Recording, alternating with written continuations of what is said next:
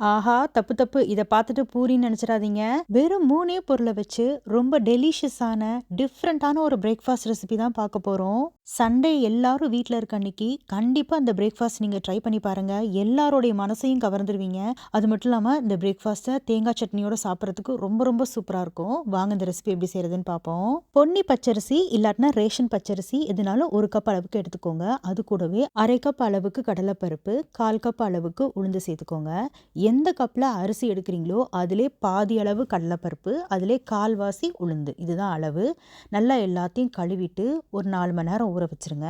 4 மணி நேரத்துக்கு அப்புறம் ஒரு மிக்ஸி ஜாரில் சேர்த்து நல்ல பேஸ்ட்டாக அரைச்சி எடுத்துக்கணும். நல்ல நைஸான பேஸ்ட்டாக அரைச்சி எடுத்துக்கணும். இது ரொம்ப ரொம்ப முக்கியம். இப்போ அது அப்படியே 8 மணி நேரம் புளிக்க வச்சு எடுத்துக்கோங்க.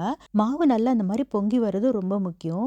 அப்பதான் எண்ணெயில சுடும்போது நல்லா புசு புசுன்னு பூரி மாதிரி உப்பி வரும்.